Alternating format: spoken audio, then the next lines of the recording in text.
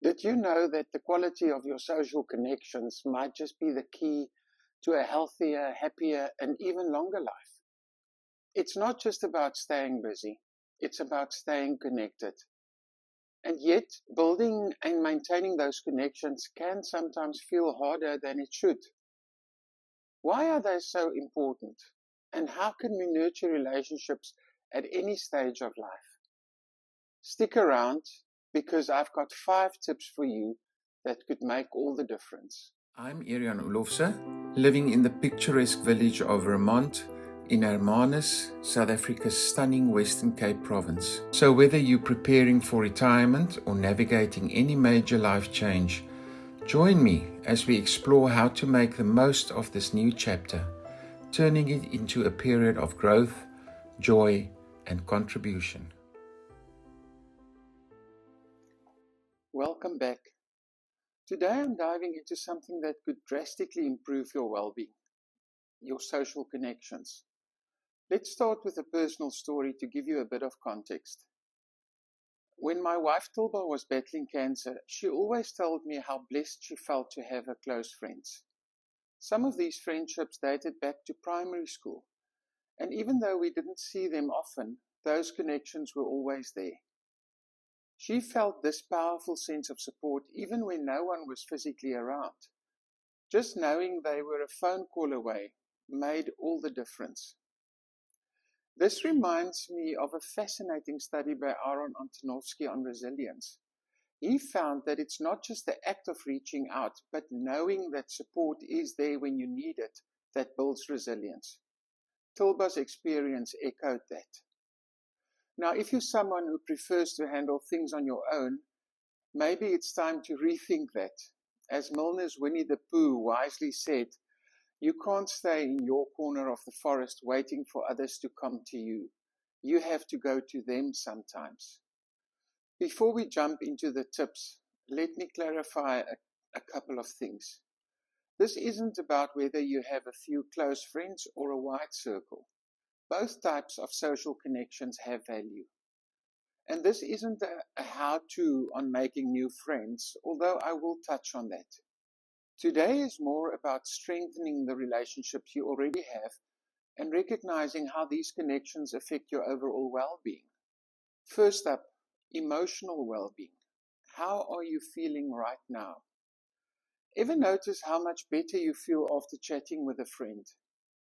Studies show that people with strong social networks report lower levels of loneliness and depression.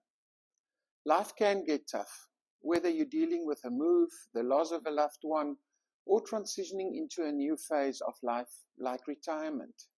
Your friendships can act as a lifeline, giving you a sense of belonging when things feel a bit shaky. One study even found that people with solid social connections reported higher life satisfaction. It's important to address a common misconception. In today's fast-paced world, it can sometimes feel like we're chasing after things, whether it's success, happiness, or even friendships. We want meaningful connections quickly, but much like happiness, deep friendships aren't something you can just simply chase or fast-track. We know that friendships, especially the deep and the meaningful ones, take time to develop. It's through the consistent interactions over time that trust and emotional bonds are formed. Studies even suggest it can take up to 200 hours of shared experiences to move someone from being an acquaintance to a close friend. So, if you've ever felt disappointed that your new connection didn't immediately turn into a deep friendship, don't be discouraged. This is normal. But that doesn't mean lighter social connections or even new acquaintances aren't valuable. Even casual interactions, what researchers would call weak ties, can improve your sense of belonging and emotional well-being. Think about the brief chats you might have with a neighbor, a colleague, or even a barista. I can attest to this. I often take daily walks next to the ocean, and then I stop at a little coffee kiosk at Davy's Pool. It's a tidal pool in Onrus, where I have a lovely catch-up with the lady who owns the kiosk, Sibongile. And it is something that I really look forward to just chat, talk about the weather, ask how it's going, and she'll ask me how I'm doing and how my walk has been so far. So we're not close. It is what would be called as a weak interaction, but it surely is something that has an impact on how I feel after I've had that conversation. As I've said, these interactions may seem small, but they add up and they have a positive effect on your mood and social life. So here's a key takeaway as tip number 1. Adjust your expectations when it comes to building friendships. Not every new connection will turn into a lifelong friend, and that's okay. Allow these relationships to develop naturally without the pressure of needing immediate depth. Over time, as you share more experiences, some of these connections will deepen, while others might remain lighter but still beneficial. Linked to this is tip number 2, and that is investing in your friendships. This doesn't have to be complicated. It could be as simple as sending a quick "how are you" text or scheduling a coffee date. The key is maintaining those bonds so that they don't slip away. What's some of the things you do to reconnect or stay connected with someone? I would like it if you drop me a comment below. I'd love to hear your ideas. Now that we've addressed the emotional aspect of friendship, let's move on to how these social connections affect your brain. Did you know that socializing is actually good for your cognitive health? Another study found that people with active social lives were less likely to experience cognitive decline. Think about it. Conversations with friends, joining a book club, or meeting new people keeps your mind sharp. I have this motto to never say no. So if I'm invited for coffee or a late afternoon drink or snack at neighbors, I try to always say yes.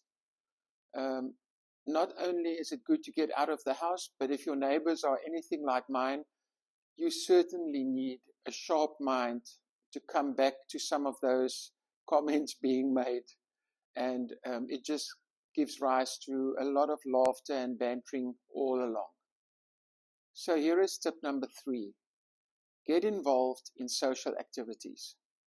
This could be anything from joining a hobby group, visiting with friends, to volunteering. It's not only great for meeting new people, but also gives your brain the workout it needs. What's something you're interested in but haven't had the chance to explore yet? Social connections don't just boost your mental health. They're also great for your physical health too.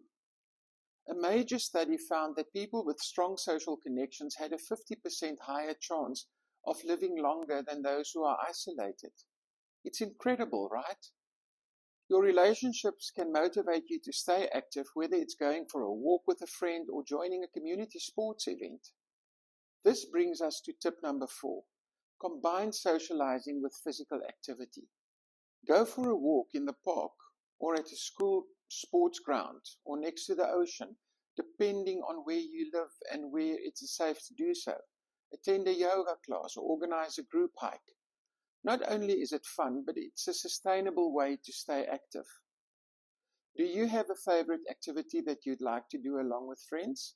Share in the comments if you do. Finally, let's talk about purpose. Staying connected with others gives us a sense of purpose, whether it's supporting a friend or helping out in your community. It's these connections that give us a reason to get out of bed in the morning. We know that having a sense of purpose is linked to better health and a more positive outlook on life. And that's where our last tip comes in. Don't just focus on meeting new people. Nurture the relationships you already have. Sometimes it's as simple as scheduling regular catch-ups, whether in person or virtually. It's amazing how a quick chat can lift your spirits and strengthen bonds. So there you have it. 5 powerful reasons why social connections are essential to living a healthier, happier life. From boosting your emotional and physical health to sharpening your mind and giving you a renewed sense of purpose, your relationships are truly at the heart of your well-being. Now, I'd love to hear from you. What's one small way you plan to strengthen a connection this week? Leave a comment below. And if this video resonated with you, be sure to subscribe for more insight on living a balanced and healthy life. Thanks for watching, and I'll see you next time.